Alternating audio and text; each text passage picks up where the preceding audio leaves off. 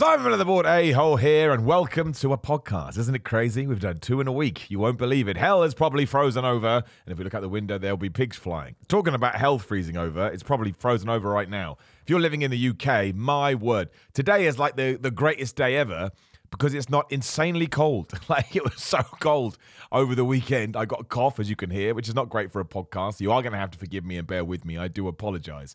But, I mean, it got to the point. Well, you don't want to put your heating on in the UK because the energy costs too much. I mean, they're just mad prices.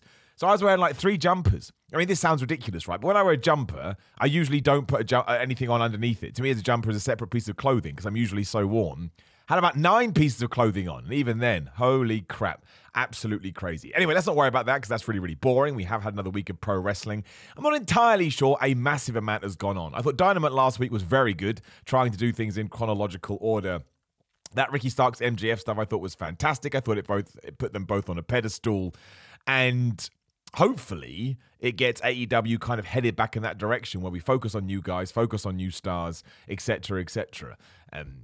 We're going right into the Bryan Danielson program too, which is kind of obvious. Don't know if we hold it off till March when Revolution is, or February, whenever Revolution is. It's still a good few weeks away. But there are a bunch of cool programs, happening on AEW right now. Led up by that one, we're getting Wardlow versus Samoa Joe in a couple of weeks as well. Plus, we're getting Jamie Hayter versus Shida tomorrow night, or tonight, I should say, which is I think that match is going to be excellent. If we give them the freedom that All Elite Wrestling usually does, that will definitely be one we're talking about for a while. And I suppose the big question at the moment, which does tie into the most pertinent news, is, when we get when we get Jamie Hayter and Britt Baker taking on Saraya and mystery partner, who is the mystery partner going to be? Everybody says Sasha Banks. Now, could it be Sasha Banks? Yes. The latest we've heard about Sasha Banks is that she was offered a deal. Well, no, let me start again. Her WWE has expired. They came to some sort of agreement on it. She's out the door. She wanted a certain amount of money. Again, this is all speculation and rumor. We don't know. Always take it with a pinch of salt, but it's still fun to discuss it. It's still fun to speculate. Basically, WWE and her were miles apart when it came to the figure. She wanted Charlotte Flair, Becky Lynch money. They didn't believe that she was worth that kind of a figure. Seems crazy to me. They didn't think... See, they said, the statement they came out with, again, in the rumor mill, was that WWE higher-ups don't think that she would be a main eventer for the next 5 years or so. Now, I don't think they necessarily meant that in terms of skill level. I think probably because she has so many outside projects that she's going to be someone that leaves and heads elsewhere. I think Becky Lynch will probably do that. I think Charlotte Flair's probably going to be a lifer. But they could have meant that. I think it's crazy. I mean, Sasha Banks' fan base, her work in the ring... If you want to argue she doesn't feel like a main eventer, it's because she's never been pushed as a main eventer. Every time she wins a championship, she loses it. She's been involved with a lot of nonsense over the years. But either way, she's out the door, so she could be going to AEW. Now, first of all, she's definitely going to New Japan. If that isn't true, I'll be absolutely amazed. But there's no smoke without fire. And we've got Wrestle Kingdom coming up in a couple of weeks. And I think after the Kairi match, I can't remember who she's fighting now, it seems very likely that Sasha Banks is going to appear and they're moving into the next show, which I believe is New Year's Dash, or the second night of Wrestle Kingdom, which is a couple of weeks later, whatever it is. We are going to get Sasha Banks versus Kairi in a non-WWE ring, which for a nerd and a geek like me is very cool. And I'll be massively intrigued to see, what kind of... what's the word I'm looking for? What kind of impact she has. Like, we know when Chris Jericho went there, New Japan World subscriptions went up. People were massively excited about it. Obviously, Kenny Omega helped with that too. It was a happening. And I can only assume, and once again, people are saying that she's going to get more than Chris Jericho. But what I would imagine they hope is going to happen is it's going to spark interest in the product. And it is a smart time to do it. Man, I didn't think we were going to talk about New Japan in this show, but we are. We'll be quick with it because I know that's not everyone's favorite topic. But it is a smart idea because we've got Omega versus Will Ospreay, and I think that we're probably going to get some other AEW people over there, maybe Bryan Danielson, maybe not. FTR obviously heading in that direction. So there is going to be interest. You'd be like, oh, I recognize those guys. That's why it peaked as much when Jericho went over there, because you had Omega. I think Cody was still doing it in the Bucks. Whoever it was people that people were interested in, and Jericho was the icing on top of the cake. So we should see if that's going to happen with Sasha Banks, especially as they try and grow this women's division. So I think it's exciting. I do believe she's in Japan right now, once again, if we believe all the reports. So we're going to have to see what goes down with that. And otherwise, Raw on Monday was a Raw show. I actually thought it felt a bit like a 1998 Attitude Era show, or 1999. Just so crazy. Everything kind of submerging at the end of the show. I think the Bloodline right now are on fire. I love the fact the Usos, Solo Sikoa, and Sami Zayn ran wild. It was really cool too because Sami Zayn actually feels like he's enjoying this now. There was a bit of umming and ahhing before, whereas now he's like, no way, man. I'm into all of it. And of course, pride comes before a fall. And the fact that we ended with Kevin Owens and Sami Zayn staring at each other is just a wink, wink, nudge, nudge to what's going to happen. I believe we talked about this on the last show, but if it is not Roman Reigns versus Kevin Owens at the Raw Rumble, something has definitely changed because all the hints are there, all the teasers are there. I'll be absolutely amazed if we do head off in a different direction, and we shouldn't do either. I don't know how you get out of that match because I don't think Kevin Owens can lose clean. I think you need to have some kind of storyline, maybe where Sami Zayn accidentally screws him over, which then brings us to February in the Montreal show when, of course, we should be doing Roman Reigns versus Sami Zayn. Now, if somebody wants to pull the trigger and have either Sami or Kevin win one of those, I wouldn't actually be that mad. But I don't think they're going to do that. I think they are probably going to try and get to SummerSlam with Roman as champion, because then he becomes the 5th longest in history, takes over Pedro Morales, and I get that there's some worth to that. So ultimately, what's going to happen is, and this probably also ties into Raw, given that Kevin Owens pinned the Usos, even though he was teaming with Seth Rollins, we can do Sami Zayn and Kevin Owens taking on the Usos at WrestleMania 39. The Usos lose their longest running ever championship run, and Sami and Kevin can be a tag team for a while, then Kevin can turn on Sami, and then you can do that at WrestleMania 40. Now, as someone that has been following these guys' careers for a long-ass time, that puts a tear in my eye. Water comes out of my seeing device. These are the kind of things that I want in professional wrestling, so fingers crossed it's going to happen. But I did think it was a fun show. Not everything was awesome. I thought the fact that Bobby Lashley was just unfired was a bit like, well, that was a waste of time. Alexa Bliss lied and said that she was screwed over by Bray Wyatt when she screwed Bray Wyatt, and there was just too many distractions. Even though that was clearly intentional because it was like an Attitude Era Raw, when I sit down to watch 3 hours and it's distraction, distraction, distraction, distraction, when I get to number 4, I'm just a bit like it's lame now. Although I do love the Judgment Day. That is probably one of the best things. So we're going to do 10 best wrestlers today, as the title suggests. Male wrestlers. We're going to do female wrestlers in another list because I was trying to come up with 10. I was like, it's not fair. There needs to be more shout-outs here. And the Judgment Day would absolutely be on my most improved if we were going to do such a thing. Like, when they first got together with Edge, it just wasn't working. It wasn't clicking. But thankfully, we saw this. Adam Copeland realized, and he removed himself. And Finn Balor, Damian Priest, Dominic Mysterio, and Rhea Ripley have just become such assholes.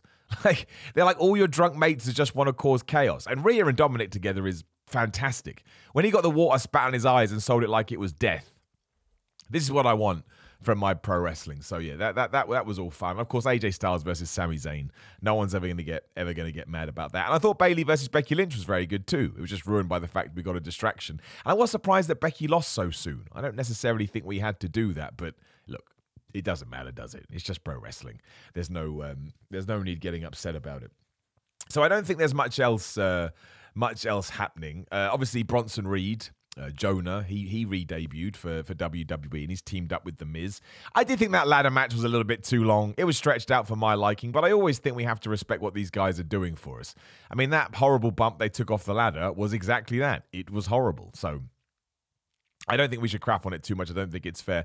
And I like the fact that Bronson Reed is back. You always get these weird people going, well, he didn't get any response from the crowd. Did anybody expect him to get a better response from the crowd? I didn't. I certainly take the argument that maybe we shouldn't just always debut people this way. Totally get that. Maybe he could have had a bunch of video packages like back in the day. There's 1,000 things we could have done. But even Triple H, I don't think, oh yeah, we're going to send you out there and people are going to go crazy. I mean, he was on NXT and never even made up to the main roster. And if he did, I've forgotten about it, which kind of sums it up. So give it time. Let him get over. Doesn't mean he is going to get over. He's not going to get over. He's going to do well. He's not going to do well.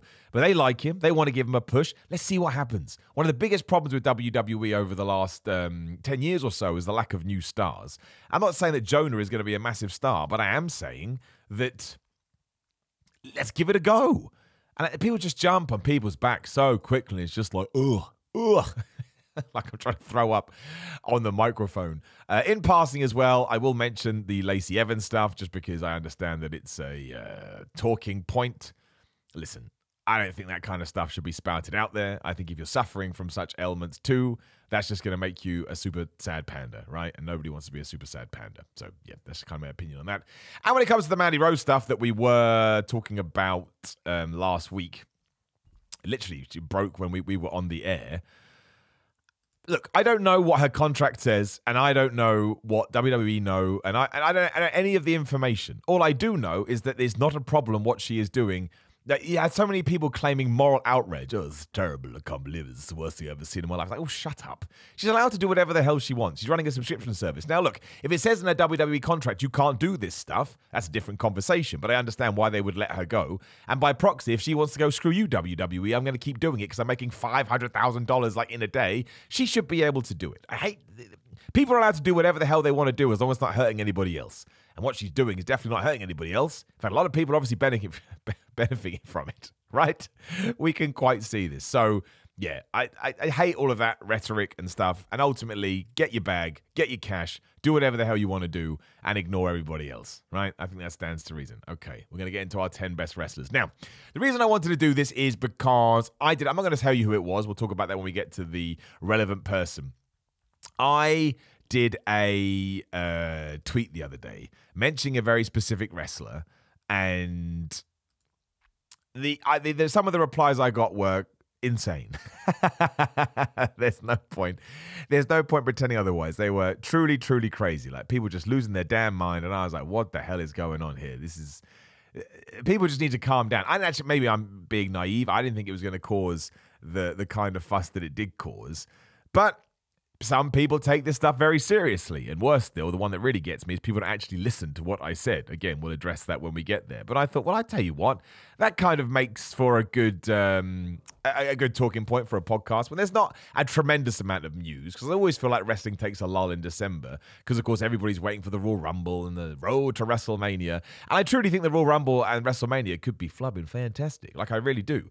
I think that if it all goes how it could go, it could be one of the best Royal Rumbles ever, and it could be one of the best WrestleManias ever. I truly think that. I could be wrong, obviously, but I definitely think that there is something to it. And fingers crossed it is. Who doesn't want that? Why wouldn't you want the greatest thing ever, right? Of course, that's what we're all trying to buy into. And that includes if The Rock comes back as well. That'd be amazing. People would go crazy. It would create a moment, and WWE needs that. They need those moments at the moment, right? They need to keep this momentum going as long as they can do. But we've gone way off track here. I don't know why we're talking about this. We are going to look back over the last 12 months. Now, what I want to tell you, and what I want to remind you before you go crazy and send me crazy messages, this is my list. You don't have to listen to me. I'm amazed you listened to me to begin with. Like, it means the world, and I genuinely appreciate your 45 to 1 hour, your 45 minutes to 1 hour every single week, but I truly am an absolute idiot. I'm just one person. And do not forget, one of my favorite things that I enjoy more than anything is when goofy wrestling and awesome wrestling are paired together. This ties back into my tweet at cheapplug@Simon316, right? It's true.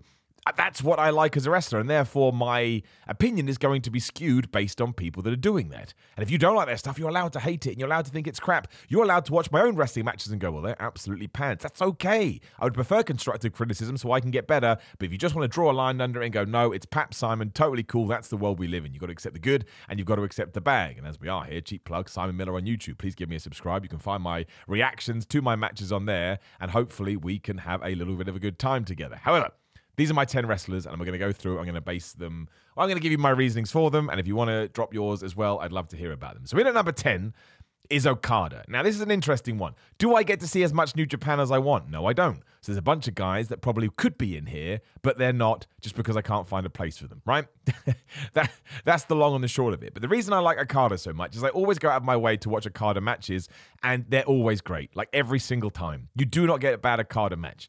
And I guess one of the criticisms you could throw at the man is that, well, an Okada match is an Okada match. But that's like saying, I want Jerry Seinfeld to start doing one-liners. No, I don't. I want Jerry Seinfeld to do observational jokes. And I want him to be that sort of weird, kooky guy I like so much. This is what Okada does. And I've never seen him have a bad match. All I ever do is see him drag other people up to his level or bring other people up to his level. And the matches he had this year, I mean, the Will Ospreay one, hold off on that because we talk about it, the Naito one, etc., etc. You can just pick any single one from 2022 and the dude is just one of the best in the world. There's no two ways about it. New Japan obviously is going through a little bit of a rough time at the moment as they wait for fans to start cheering again and business to get back up. And without that man in the center of it, I don't even know what we would have done. I truly mean that. And again, I do not watch a lot of the program just because I don't have time, but I go out of my way to watch Okada matches. Be that from a nerd point of view, be it from a fan point of view, be it from a study point of view. I want to see what he's doing, and I want to see what people are talking about because 9 times out of 10, he's always in the conversation. You know, people are, oh, have you seen this? Have you seen that? So he's got to be in there. it's kind of frustrating because it means that other people have had to be pushed out of there. But such is the way. But if you are trying to get into that kind of thing, especially in 2023, when I kind of feel like people see Wrestle Kingdom and they compare it to WrestleMania, just go and find the Okada Omega stuff, the Tanahashi stuff, the Naito stuff, the Ospreay stuff, whatever it will be.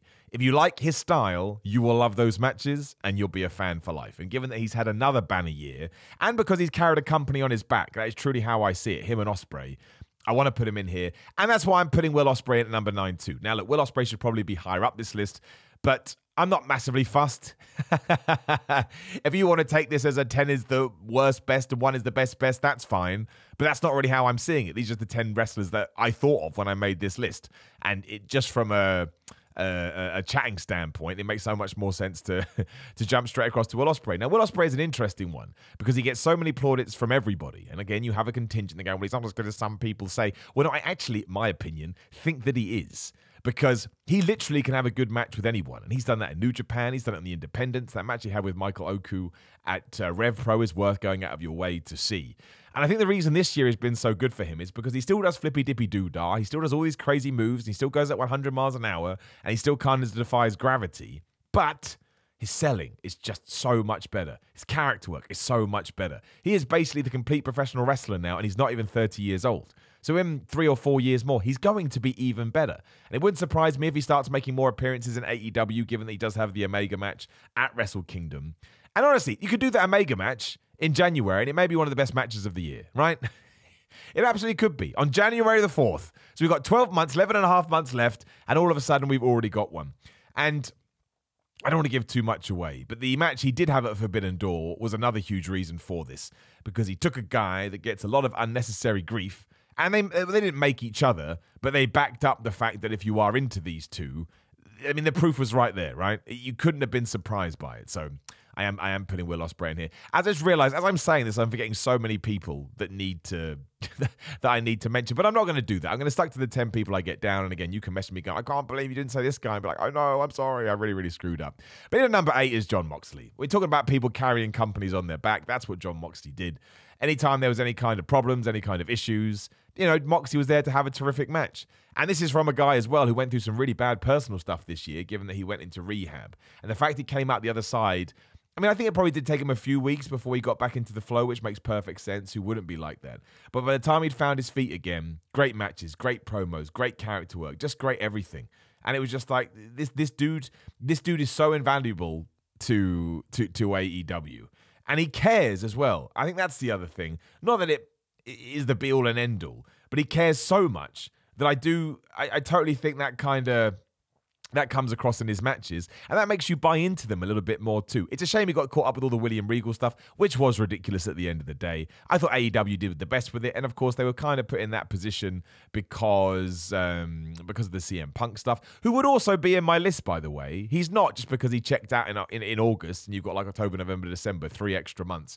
But as we are here, I think CM Punk had a terrific year. That MGF program was absolutely fantastic. The dog collar match would be in my top 10 matches of the year, and I don't need to worry about what's going on in the personal lives of these people. I mean, it's interesting from a fan standpoint, but mostly I just want the Elite and CM Punk to be super duper happy. But in terms of what he gave me as a wrestling fan, absolutely he's up there. I mean, I don't, maybe he's injury prone. We're not 100% sure because I think he had 2 freak injuries. But moving that to one side, he's proven that he can still go. And if he is able to find his way back to AEW or WWE, I would love that because I'm certainly not done with my CM Punk stuff. Anyway, moving that to one side, yes, I think this is probably Jon Moxley's best year ever. And he's about to have this Hangman Adam Page program, which is going to be awesome too. I just think you have to have him in there. He was too important for that promotion and kept them ticking over when they need it most, which is arguably, to a lesser extent, what you could say about Seth Rollins in at number 7. There isn't much you can actually say about Seth because he's always great. And that's why he should probably be in this list every single year. I wouldn't say necessarily he's had any defining feuds this year, apart from the one with Cody Rhodes. And again, Cody would be in my list, but he got injured in May or whenever it was. And that match would be in my top 10 matches as well. But Seth Rollins is just great. You put him with Austin Theory, he's great. You put him with Bobby Lashley, he's great. You put him with Roman Reigns, he's great. It just is, and that's why that's why I kind of see him like the Jon Moxley to AEW is Seth Rollins to WWE. Because if you find yourself in any kind of position, you need someone to go out there and just have a good match, who do you turn to? Seth Rollins. The Mustafa Ali match, absolutely flubbing brilliant. His character, I know, is a bit hit and miss to some people, but I like it because it makes me laugh. I just like dumb characters, as we've already discussed. And if you were going to start a promotion tomorrow, is this kind of guy that you would want on your book straight away? Because you know he's going to bring eyeballs. You know he's going to bring good matches, good pro. He's just got he's a total package. He's Lex flipping Luger. And eventually, because the only criticism I would have is sometimes he's face and sometimes he's heel. And it gets a little bit confusing, mostly because I'm stupid.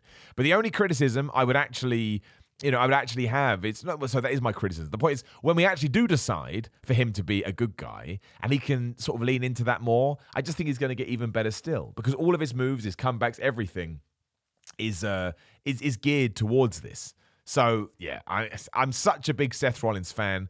I think he gets a lot of hate just because he spoke out for WWE a lot, and sometimes he did say silly things. But I totally understand, sticking up for the company you work for, especially when you're in the position that he is. It just stands to reason. Maybe WWE even told him to do it. I don't know, but he gets in my list at number 7, which moves us on to number 6, which is Maxwell Jacob Friedman. He could easily be higher up in this thing. He could easily be number 1. I reserved number 1 because it ties into a moment that was very, very warm and fuzzy in my tum-tum, but this was MJF's breakout year. Now, he would tell you that his breakout year was every single year, but he is the AEW World Champion. He does have the ear of Tony Khan, and he's just done some majestic work. Do not forget, I know there was the whole controversy with why didn't he turn up for this signing and why has he ruined Wardlow's big moment, etc., etc.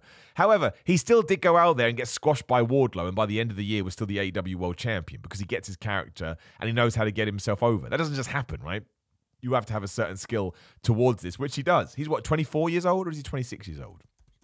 I think he's 24 years old. I'm going to check right now. Click there. Yeah, he's 26. He's 26 years old. So this is like a Will Ospreay situation. In 10 years' time, he's just going to be ridiculous, if he even is in still professional wrestling. Like he said, he's thinking about going into movies and who knows what else, and he'll probably smash those as well. I mean, he's going to be in that Iron Claw movie. That's pretty damn cool. The other point is that he doesn't wrestle that much by choice. Once again, it's a very, very smart choice in many ways because it makes his matches feel more important. But when he does, I've never seen him have a bad match. And all I ever see as a reaction is people going, oh my gosh, he's so much better than I thought he was. I totally forgot about this. Because that's what people do. They actually forget that he's that good. And they kind of come up with it in their heads that the reason he's not doing matches because he sucks. He doesn't suck. I don't know how he's going to hold on to this title either.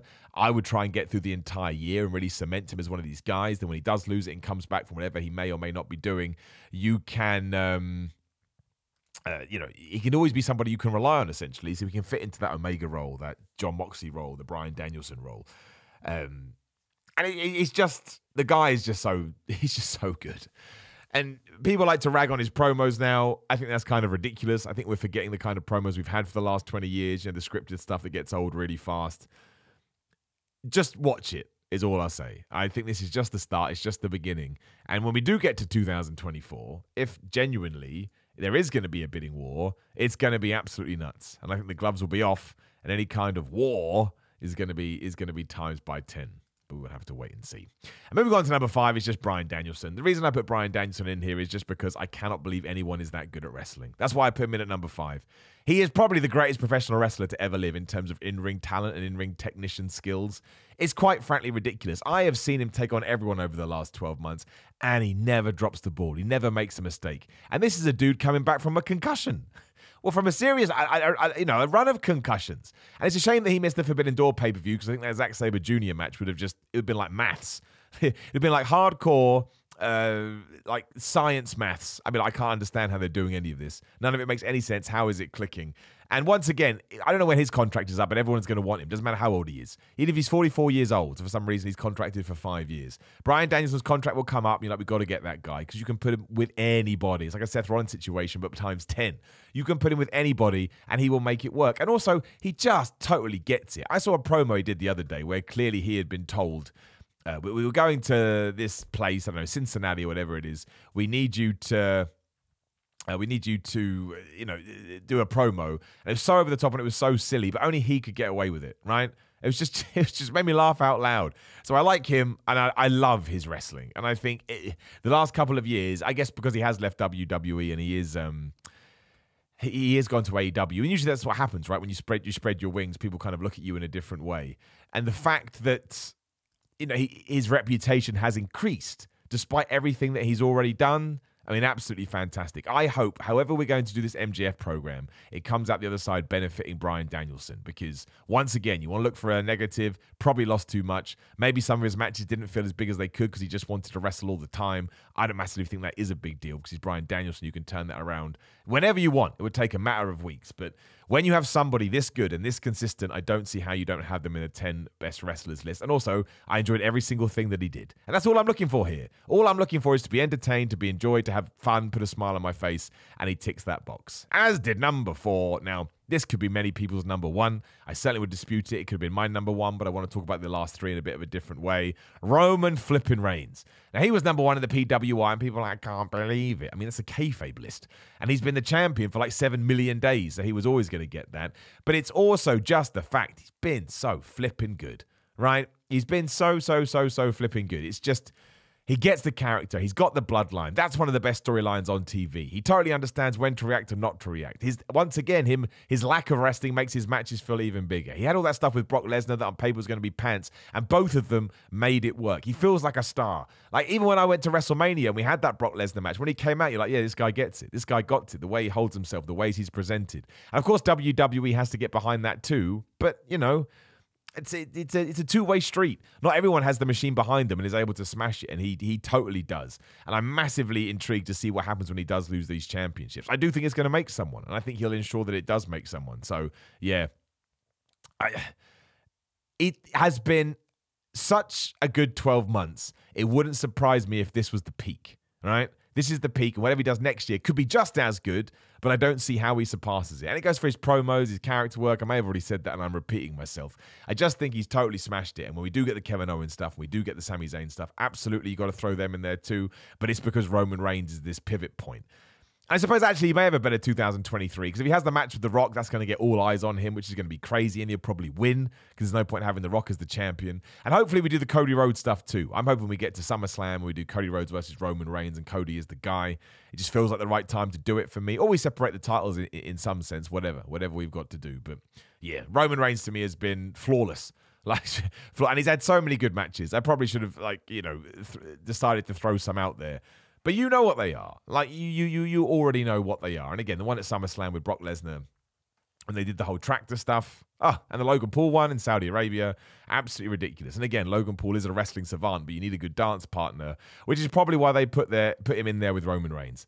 Maybe he's not around for as long as we initially thought. Maybe his contract only calls for a certain amount of matches. So, getting him to do that, absolutely perfect, right? I love it. I love Roman Reigns, and I'll always have Roman Reigns. And finally, WWE have what they always wanted. Right, the top 3. I wiggled these around a lot, given the way that I want to present them. He was number 2 originally. Now he's number 3. For reasons, again, we'll get into. Sami Zayn. Sami Zayn is probably one of the most important... I know I've said this for a lot of people, but I'm putting him above all of them. He's probably one of the most important people to have on any roster in any promotion in the world because he can do anything. He can be a good guy. He can be a bad guy. He can get you sympathy. He can be funny. He can be aggressive. He can be angry. He can be confused. He can be a conspiracy theorist. And none of his work ever drops below brilliant. That's like his lowest. The lowest he can go is absolutely awesome. Wow, watch me go. And as much as Roman Reigns has been important to the bloodline and the Usos, again, I'm probably going to do a tag team list too, just because it's too hard otherwise to fit them in. Sami Zayn has been the catalyst to drive this forward. And don't forget, it wasn't meant to be a story this long, but he got himself so over with the fans and the Usi stuff. Thankfully, Triple H and co looked at it and said, no, let's take our time with this. We have something. We're onto something. We've got lightning in a bottle, so don't pull the trigger just yet. And this is why I actually think it could be even better next year, because he will have his Roman Reigns match. That will be great. He will win the tag team titles with Kevin Owens, and he'll probably finally go back to being a babyface. And do not forget how Triple H treated him back in NXT. He was the most sympathetic, awesome babyface ever, which is why Owens screwed him out of the World Champions. He was like, you absolute little bastard. How dare you do that? I do admit that I hate his music. I think his old one was much better. I think it suited the character far more, but these are small things, and who even cares? And...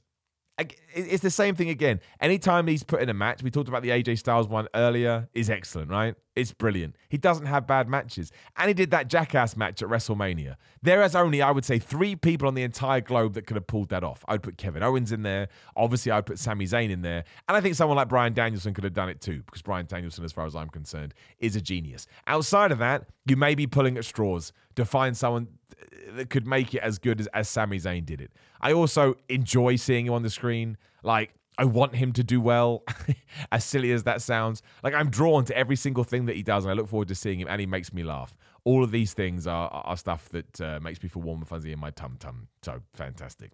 You'll be able to figure out what number one is as soon as I drop number two. And yes, this ties into the tweet that I did at Simon of 316, because I did call it my wrestler on the year there, but I've changed it here just for some fun. It is Orange Cassidy. Now, already some people are facepalming going, how dare you do this to me, Simon? That's such a terrible take. There's no such thing as a bad take. Unless your bad take is I want all old people to die. That's a really bad take. But if it's just a stupid opinion about stupid wrestling, there is no such bad thing. There's no such thing as a bad take. And this ties into the thing. And if you were one of the morons that tweeted me overly aggressive, dropping F-bombs and who knows what else, and just insulting my lack of hair, it's the combination of goofy wrestling and awesome wrestling. Let's tie it into the Will Ospreay match, which we hinted at earlier. The way that he is able to do stupid hands in pockets, stupid kicks, not caring, doing lazy promos, all of this kind of stuff. And then when it's time to go, he smashes that button and he's doing every single thing that anybody else in 2022 could do. That to me is absolutely fantastic. Now, I'm probably more of a big men slapping man meat wrestler, but I think Orange Cassidy is engaging. I think Orange Cassidy is funny. I think Orange Cassidy has totally worked out what wrestling is meant to be. And this year especially because, he won the All-Atlantic Championship, he has just had so many good matches. The Ospreay one. I mean, he wrestled Shibata. He actually wrestled Shibata. Even that lumberjack match with QT Marshall I enjoyed. I mean, it was gibberish. It was on Rampage. But I was like, man, that was 12 minutes of joy. That's absolutely over the moon. And when somebody brings you that much entertainment, how can you not even mention them in your list? Again, I would like it if more people were able to blur this line. Like Colt Cabana is very good at doing it. I think the Dark Order are very good at doing it. The Young Bucks are very, very good at doing it. Again, they're flipping awesome. Kenny Omega is very good at doing it. But somehow Orange Cassidy just seems to have the perfect blend. And just to make it clear, so people don't go nuts, when you are able to do that, you're always going to be high up on my list because I love goofy wrestling. When I do wrestling myself, I try and do goofy wrestling. I just do it. It makes me happy, and he must feel the same. And also, he is in AEW because of this. He figured it out. Without it, he'd probably just be not just another indie guy. It's amazing if you're smashing it on the indies. You've got a booking. No one ever expects that when they first take a bump. You've actually got a booking. People are flying you out there. But he was able to get to the next level because he came up with something different. He came up with something new. He came up with a niche. And I massively respect that. And again, when I sat down, I went through all his matches. Let's do it again now. I haven't got it up, but I'm going to get up. Orange Cassidy. 2022 matches. Just to try and get my point across. I assume Cage match is going to come up. It always comes up.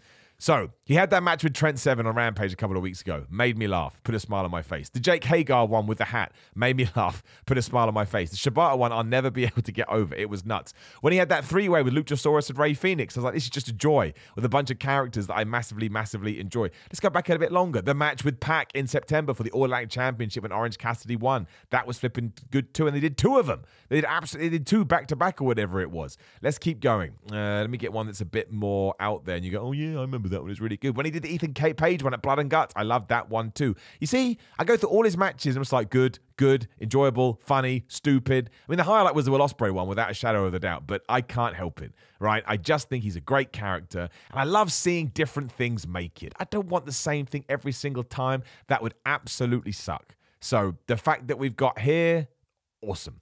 Brilliant. 10 out of 10. He's my guy. And in number one, it's Kevin Owens. That's right. Kevin Owens is, again, one of these guys that you just want to have in your company because he can do everything. And the reason I'm putting him number one is because he had that match with Stone Cold Steve Austin and because he basically built that thing up by himself and the fact that straight after that he went into a program with Ezekiel and it couldn't have been more of a 180, but he still managed to make it work. But the real reason, at the very last minute I put him at number one is because I watched that Raw show and when he had that stupid promo with Seth Rollins and started talking about percentages and, oh my gosh, you've still got that laugh. I was like, I just love this guy. Once again, another dude. I look forward to seeing him on television. I look forward to him cutting a promo. I look forward to his matches. I already look forward to his Royal Rumble main event with the Roman Reigns, even though I don't know it's the thing. And hopefully at some point, be it 2023 or 2024, he can win the WWE or Universal Championship and he have a proper run. What we did in 2016, as we know, was a little bit hit and miss, but he just ticks every box for me. And I mentioned someone that can do goofy and real, whatever you want to call awesome wrestling. He's in that list too. In fact, him and Orange Cassidy and Sami Zayn may be the top three out of all of them. Hence why they're my top three wrestlers here. This should come as no surprise to anyone. Let me see if I can find this tweet. Actually, no, I don't want to. The replies got so offensive, it even got to me. And trust me, I got a thick skin, man. I really don't care. But they were so offensive and so over the line. Eventually, just like, what the flip is going on? I had to mute the thread. I never mute threads. I just thought people were going to be like, yeah, Miller, I don't agree, and not like attack my family. It's ridiculous, as some people did. But that is what I want out of wrestling, because I think wrestling is so ridiculous and so silly as an entity that if you don't embrace, excuse me, you don't always have to embrace all of it. But if you can embrace all of it and you don't, I think you're doing yourself a disservice, and you're doing wrestling a disservice too. So, again, in no particular order, although there was an order, it was 10 Okada, 9 Will Ospreay, 8 Jon Moxley, 7 Seth Rollins, 6 MJF, 5 Bryan Danielson, 4 Roman Reigns, 3 Sami Zayn, 2 Orange Cassidy, Kevin Owens. And look, don't worry, we're going to do tag teams, we're going to do women, because I think you have to give a shout out to Bianca Belair, the Usos, FTR. Oh man, there'll be a bunch, the Acclaimed. Oh my gosh, the Acclaimed. There'll be a bunch of people that we need to talk about, but we've got weeks and weeks to do this. I didn't want to do it in one fell swoop, and it just kind of extends the year a little bit too, because I think that the whatchamacallit, the news cycle will be a little bit low over December. Then we'll get to January, and it will absolutely explode again. So that is where we'll draw a line under that, and we shall move into questions, I believe, and we'll see how mad people actually are. All right, let's get into some questions. No idea why I said all right like that, but we start with Mark the Pirate Daddy. It's not my friend Martin, is it? Let me have a look. It is him. It is my friend Mark. Ah, there you go. Given the money she's made since leaving NXT and the hesitant of big promotions to hire scandal-related wrestlers, do you think Mandy Rose is done with mainstream wrestling? I don't think it's much of a scandal. I mean, I haven't seen the pictures, and I know some of them are meant to be risque, as they say, but I certainly don't see it as a scandal. I think it's her body, and she should be allowed to do whatever the hell she wants with it. And a company is also allowed to make their own decision, right? And I think we can all sit somewhere in the middle, and you can be leaning one direction or you can lean in the next direction. And that's about it, as far as I considered. But if AW hired her, would I care? Absolutely not. Tusslemania, who is also a good friend of mine. This is nice.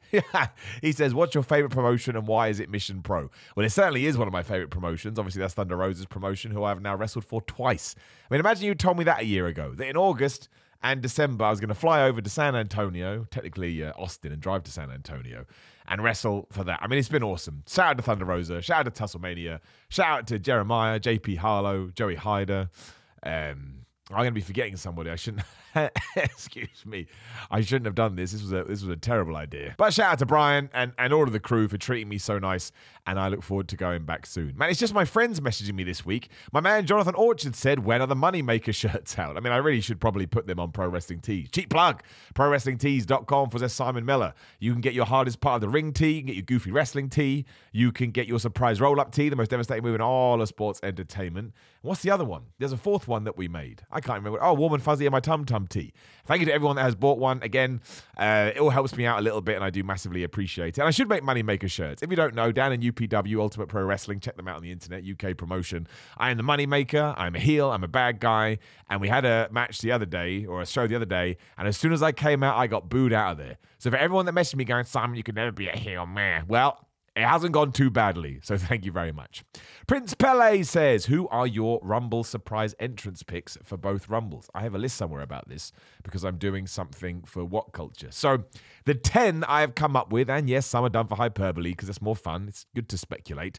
Is The Rock. Talked about that last week. Chris Masters, because it's about time we got Nat Nostalgia. Bring Carlito back because he was awesome last time. Cody Rhodes, if he's fit and healthy, he should be in it. Naomi, because it doesn't sound like she's going anywhere else, unlike Sasha Banks. Bad Bunny, obviously. Logan Paul, same reason. Tiffany Stratton, I don't see why she needs to be on NXT anymore. She's really good. Booker T, given that he had a match the other day for his own promotion. And probably Riddle. I mean, it does sound like he's going through some times, but if he is good comeback, that is who I would do. My man Dustin Parry says, as a wrestler, what would you say is the toughest move to perform that you personally can execute? Well, I don't do a lot of complicated stuff, deliberately so. I like to keep things simple.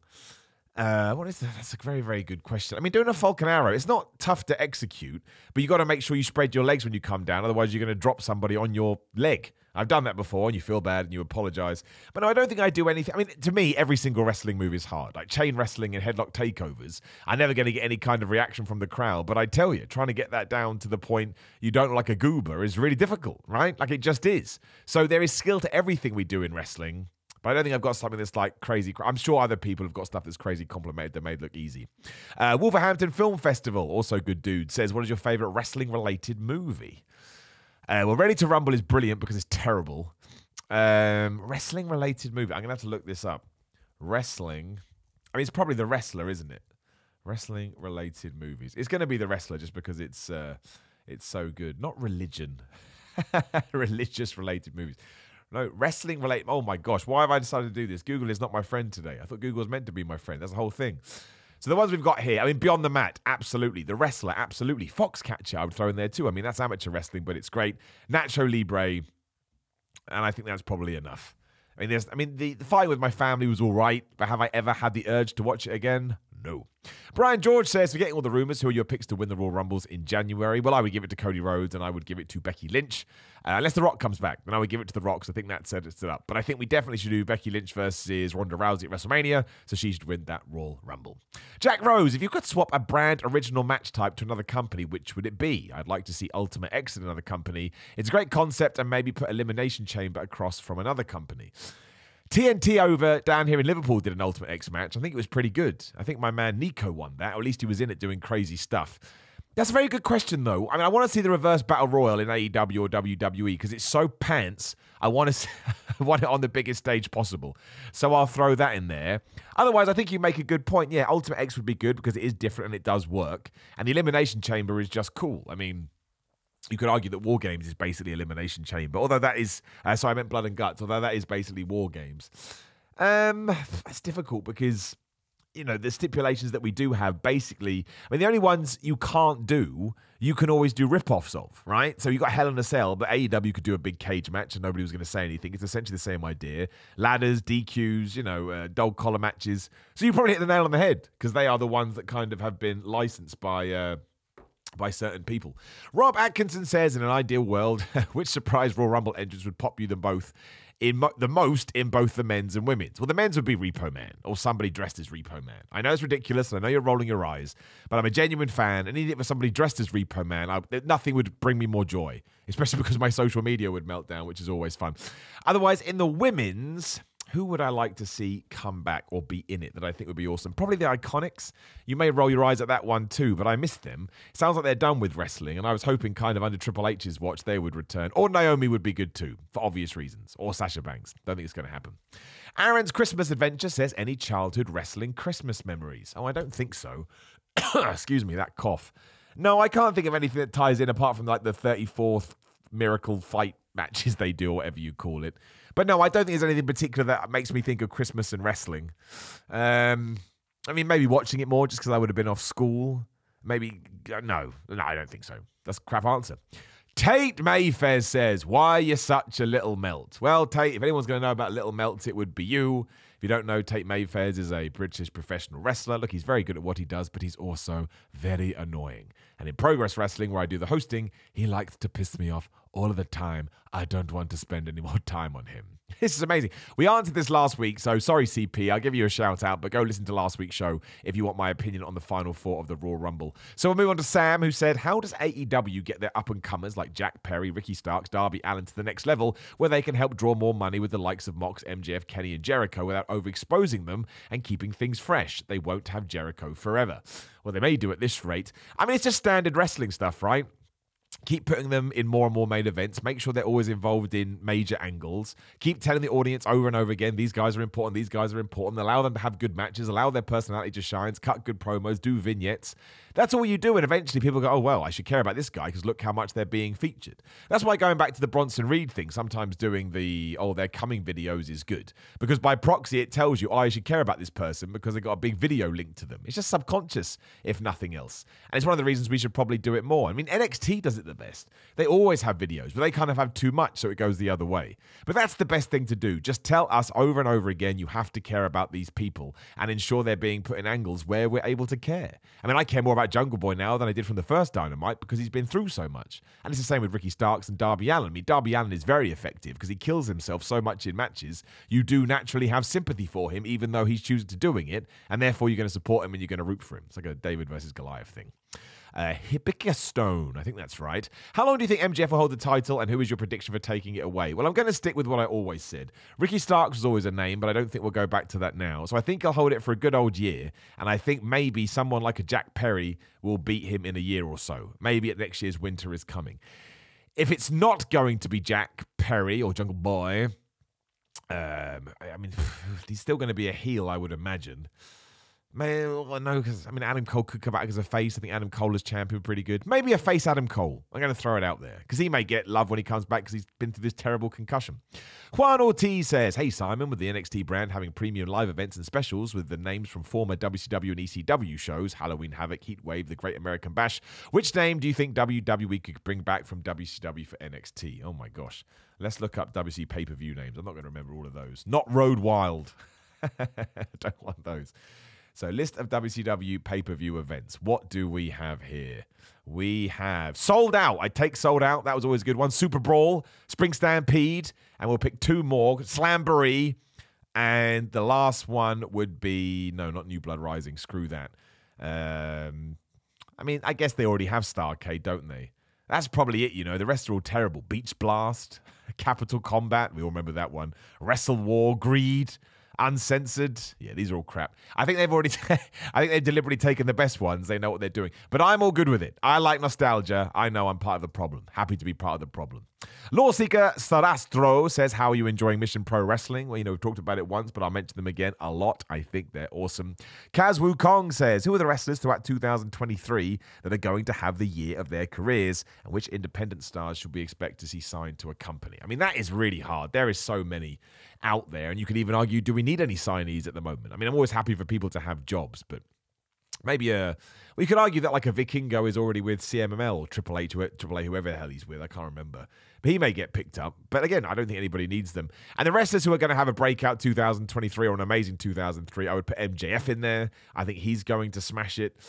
I'm trying to think of one from the WWE side. Cody Rhodes is probably going to have a terrific year. I think that's a lock. Sami Zayn and Kevin Owens, because I think they're about to embark on all the stuff we talked about earlier. And I think Wardlow could have a good year if we do it right. We just need to do it right. And it's all there with Wardlow. We can easily, charge him back up again. So maybe Takeshita too, because that guy's just absolutely got it. Shu says, "Do you see New Japan finally having a Gaijin wrestler finally winning the main event of Wrestle Kingdom 17? Well, the main event is Okada versus Jay White, right? No, I think Okada will win. No, I think Okada should win. You've got a bit of noise. Wrestle Kingdom, it's your WrestleMania. Put over your super duper champion. That's the way to do it." John Richards says, "After Dax Harwood has such a good singles year and probably wrestled more singles than tag matches in AEW. Do you think AEW will and should split FTR?" No, I don't. I think they want to give back to tag team wrestling. That's their passion. They've talked about this a lot. And I don't think people want to see him as a singles guy all of the time. It's cool to do it as a bit of fun. But no, I hope we never break FTR up. We break up enough teams. I never want to break up the New Day, and I never want to break up FTR. And I never want to break up the Maximum Male Models because they're fantastic. Genocide Chaos, which is a very happy name, says, "What's the best piece of wrestling advice you've ever gotten and who was it from?"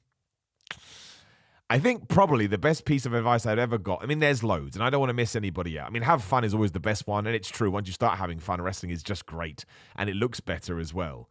And so many people have been so kind. Mike Bailey gave me advice. My man Bullet has given me advice. Sam Bailey has given me advice.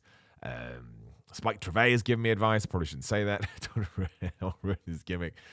Dan Maloney has given me advice. I'm going to miss somebody out here, so I should stop saying names. The guy TNT guys, Big Guns Joe.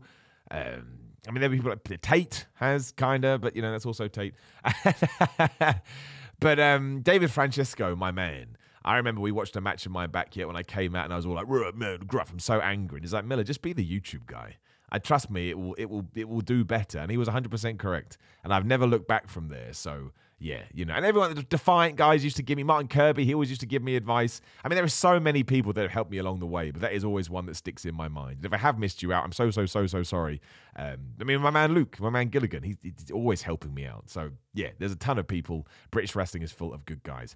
JC3 says, "Leo Rush replacing Swerve to try and salvage Hit Row. Thoughts? Is it even feasible?" Well, look, I'd love Leo Rush to be back in WWE. I think that guy is a super talent, but I don't think he should be in a group. I don't think that's his thing. I think he should be by himself and doing his own thing.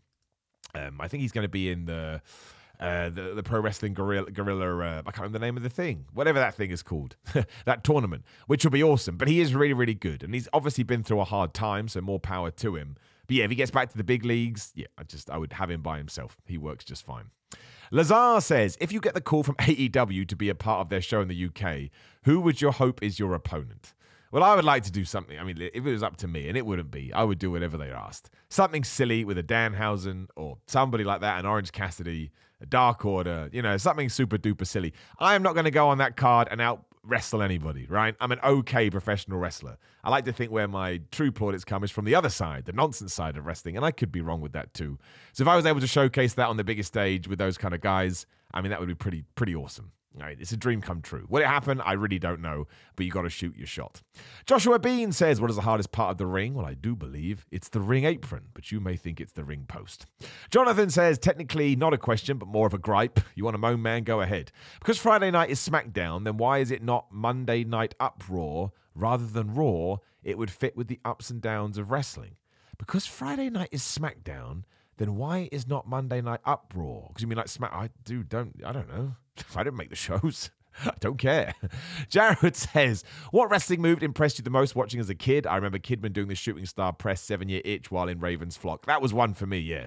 I mean, not when he used to do it and not move forward and go smashing into the turnbuckle, but that was one. The Tombstone Pile Driver was one. The Rikishi Driver was one. If you've never seen that, you quickly learn why that was banned. So it was all those kind of moves that just had crazy high impact or did something crazy off the top ropes. I mean, I remember the first time I saw Too Cold Scorpio do the 450. Oh my gosh, it blew my mind. And now we see 450s all the time, which is truly crazy. Sheree Ash says, Vince McMahon once said on the Howard Stern show that Shane and Steph are his natural heirs, but now it's Hunter and Steph. What could be the reason? Well, it's families, isn't it? I mean, it certainly sounds like Shane McMahon and Vince McMahon have somewhat of a strained relationship, hence why he went away for a while. But my family's like that, your family's like that, excuse me. Everybody's family is probably like that. I mean, Hunter married Stephanie, became a son-in-law. Triple H, Vince obviously trusted him more than Shane, and that's it. I mean, it can't be fun for Shane, but I don't think we need to dip our toe in because I'm sure it's bad enough as it is.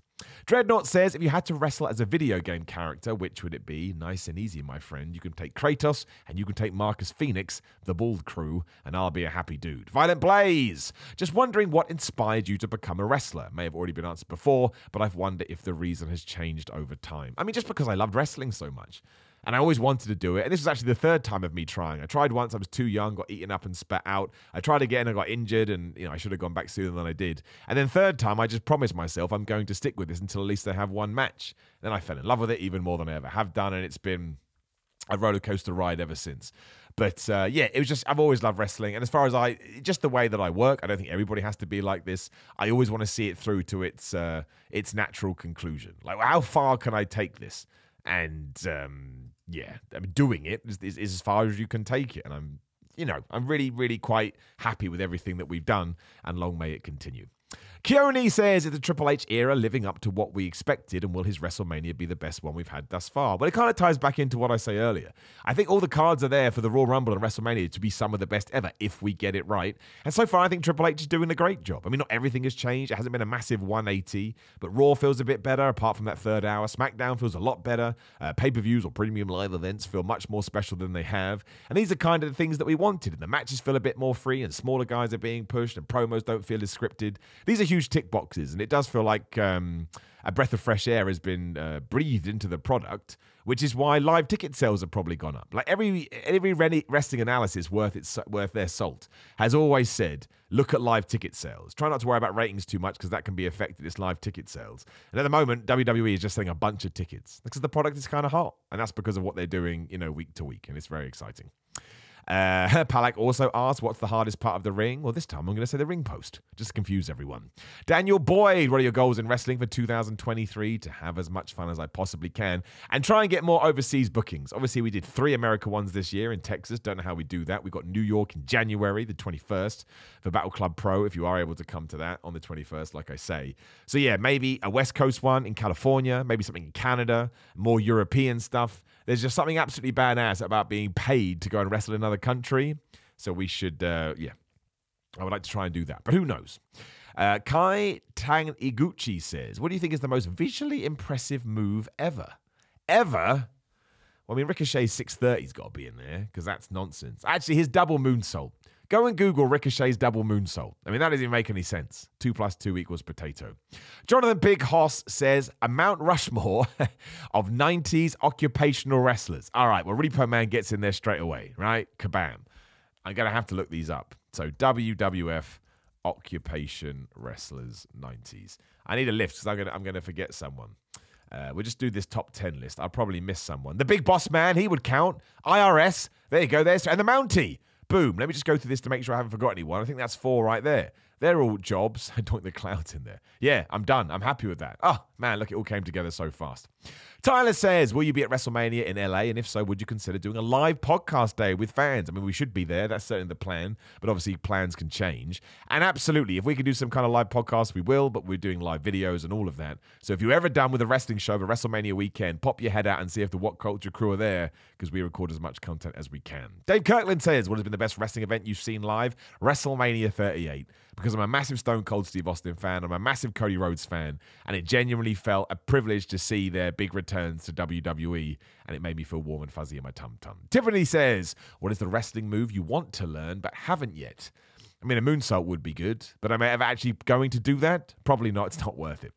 David says, are you going to face MJF for the AEW World title at the London show? If so, that gets not a golden up, but a diamond up. I mean, no, because what would happen is I'd walk out and people were like, who's this bald guy? Like, I love all of you guys and I love how much you support me, but I'm pretty sure in the wider world, I am just some guy walking around with no hair. Joshua says, which spot would you like to most create in one of your own matches? Actually, what they did on NXT the other day with Grayson Waller and, was it Grayson Waller? I think it was. And Bron Baker, the Goldberg Bret Hart when you wear a thing under your top for a spear. I always like that. People are going, oh, I can't believe they copied that. It's been 20 years. Copy it more. I like it. Johnny the Great says, what are some of your favorite goofy wrestling bits? Oh, man, I'm never going to be able to think of them now. I mean, everything Orange Cassidy does. Trent and Chuck are so good at it, too. The maximum, I mean, I wouldn't put them in the best. I mean, there's loads. I'd have to look it up, and I'm not going to do that. So, they're those questions I really need to sit down and think about beforehand, but there's no time. I says, what has been your favorite venue to wrestle in so far? And what are some of the dream venues you'd like to perform in? Also, has living through the pandemic affected your perspective of performing in front of crowds? That's a great question. So there's a venue down in Yeovil called Westlands, which is excellent to wrestle in because it feels like a real place. Where Progress hosts their shows, the Electric Ballroom, that is very, very cool. I mean, there's going to be so many that I've forgotten about, but there are some really nice venues in the UK when you walk in, you're like, oh man, this feels like the real deal. I think Madison Square Garden would probably be the top. I mean, it's a boring answer, but if you wrestle in Madison Square Garden, you've done something right. And it did affect my perspective. Yes, I realized during the pandemic, look, doesn't matter if a match is good or a match is bad. Don't get too worked up about it. Just enjoy it as best you can and just have fun with it. So now when sometimes it does go a little bit squiffy, as is the way, I just remind myself having a bad match is much better than having no match. And you'd be surprised about the lift that will give you. Chris says, so glad the podcast has triumphantly returned. Thank you very much, Chris. Why do you think WWE keeps pairing The Miz with different people? Ciampa, now Bronson. Have they lost faith in him as a single star, or is it something else? No, I think it's the opposite. I think they trust him, and I think they know he can always get over with his talking, no matter if he wins or loses. And when these guys eventually turn on him, they're probably going to be more over than they were before. So it's like a rite of passage. Teaming up with the Miz, I think, gets you from NXT onto a Raw or SmackDown, and you can do it with more comfortability and more trust. So I think they're super high on The Miz, as they should be. We all need to respect The Miz more. That guy is absolutely smashing. Antonio says, who is the third greatest tag team of all time? I'm going to say Money Inc. Val Pancake says, is the apron really the hard... Start again. Val Pancake says, is the apron really the hardest part of the ring? The answer is yes. Terry says, what is your favorite holiday memory? Probably going to New York with my girlfriend. Andy Holmes, what wrestling matches shall I show to a non-wrestling fan? Anything Ricochet versus Will Ospreay, because they go all flippy-dippy-doo-dah, and they appreciate the athleticism of it. Jen says, do you think Triple H is letting Bob do his depression weight gain storyline? If it means the Hurt Business gets back together, then yes, please. Happy holidays. It was great, and happy holidays to you as well, Jen. That is interesting, because Bobby did talk about this recently, and all of a sudden he's been taken off TV and he got fired. I hope so. Seeing Bobby Lashley in terrible shape and then come back and MVP sort him out, as well as the Hurt Business, is what I'm all about. And we can have a bunch of goofy vignettes. So I truly hope you're right, Jen. That'd be flipping awesome. Jalin says, hey Simon, say Cody Rhodes, Seth Rollins, The Rock and Drew McIntyre are the final four in the Royal Rumble. Who do you see winning it? If The Rock is in the Royal Rumble, he is winning it. Because all The Rock has to do is say, oh, hi, I want to be in the Royal Rumble and I'm winning it. And everyone will just dance around and go, Rock will give it to you. Don't worry about it. So yeah, that is exactly what is going to happen. If you take The Rock out of it, I think Cody Rhodes wins it, which I think is the right call. But yeah, The Rock's in the final four. The Rock's winning. The Kingsman says, hey Simon, don't have a question in mind, but just wanted to say huge fan, enjoyed your work a lot, especially the hardest part of the ring skits. Well, that means a lot from me, my friend. Thank you very, very much, because nobody questions their content more than I. So knowing people are liking it and getting that kind of feedback, couple of thumbs up. Thank you so much. Ray says, does Ronda versus Becky still feel like a WrestleMania-worthy match, or should they pivot to a different one? No, I mean, it's all about the build, right? Tell that story. If you tell that story right, everything is going to be absolutely fine. It will be perfect. It will feel like a WrestleMania match, especially if it is Becky Lynch who finally, takes the belt off Ronda at that time, because she would have held it since SummerSlam or whenever it was, which is a long-ass time. So no, there's still worth in that, and I think people will get very, very excited. Mr. J says, not the time or place, but Merry Christmas when it comes. Thank you, Mister, and to you. You are genuinely good people and a damn near beacon of positive energy. You deserve good things. Brackets, cough, cough, an AEW contract. Well, that's very cool of you, my friend. Again, we continue to shoot our shots and see what happens. Sorry, as I type, I remember you are Jewish. So happy Hanukkah it is. Dude, it's all good. Happy holidays, Merry Christmas, happy Hanukkah. I appreciate the sentiment, right? It's all about context, and I appreciate you. Cam says, asked a Royal Rumble question, we've already done it. William says, should blading be considered illegal? I mean, not really. That means if I cut myself shaving on purpose, I should be arrested. And I don't particularly like the concept, but no, I don't think it should be illegal. The Bearded Ref says, who will be dethroning Reigns? I would give it to Cody Rhodes. I would give it to a Bron Breakker. I would give it to a Sami Zayn or a Kevin Owens, but I don't think we're going to do that. We've already talked about it, so Cody would be my guy. Possessed of Normality says, if the ring apron is the hardest part of the ring, what is the softest? The middle part, I suppose, because that's the furthest part away from the ring apron. That makes sense.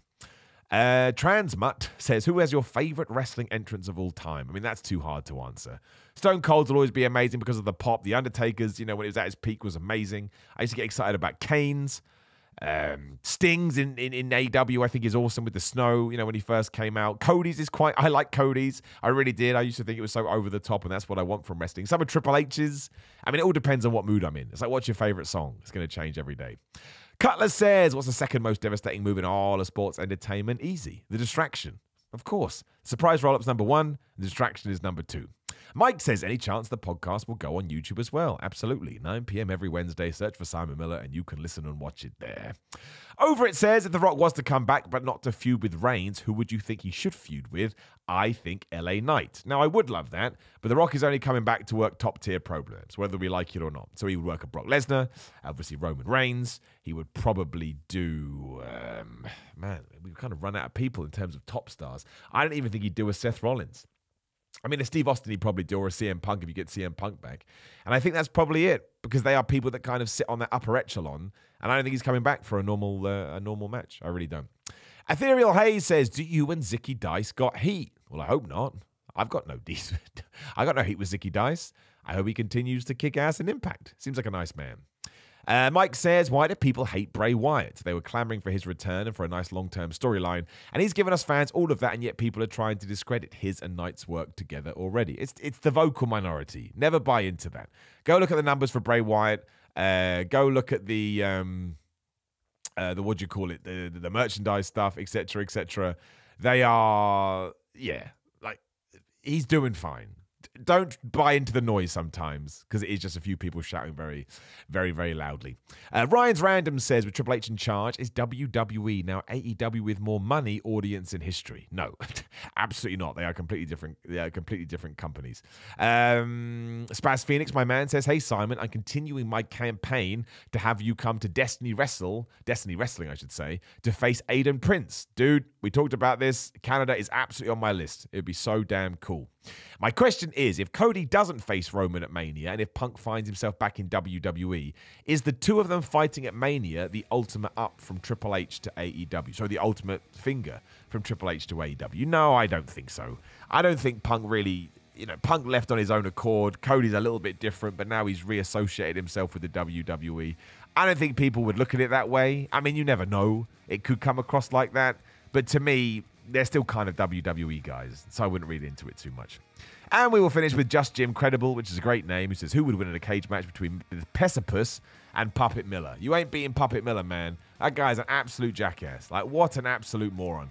It's never in a good mood, always unhappy, always being a massive dick. That guy, he absolutely sucks. Screw him. Screw him so hard. I'm looking at me right now. Damn you, Puppet Miller, and your Puppet Miller ways. And on that note, I shall let you go. just do some pimping before we do ham. Please do subscribe to me on YouTube because I want to get to 300,000 subscribers because I have no self-worth.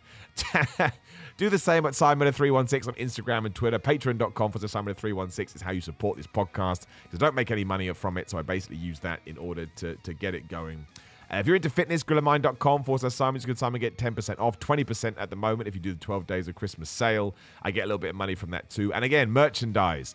Go to my link tree on my YouTube or my Instagram. That's on my Instagram or my Twitter. You will find my Samson Athletic store where you can get your Fitness Palace of Love t-shirt, which is what I call the gym. And again, ProWrestlingTees.com/Simon Miller is where you are able to get my wrestling tees. We've got Goofy Wrestling, we've got Hardest Part of the Ring, we've got Surprise Roll-Up, and we've got Warm and Fuzzy in my Tum Tum. Thank you to everyone who has bought one and to everyone that has bought a cameo over the Christmas period, over the holiday period, over the Hanukkah period. That's always a cool thing to do as well. So you're all lovely, lovely people. I appreciate you. The podcast continues to roll on. We should be able to get one done next Wednesday. I have family stuff to do, but I've made sure I'm taking my stuff with me when I go here, there, and everywhere. So even if it's just like a 35-minute one, we'll be sure to get it up to keep this train going. Again, thank you as always. Happy Christmas. Happy holidays, because I won't talk to you again before that does happen. Make sure you relax. Make sure you fill your belly with food and just have a good time. And I'll talk to you again very soon.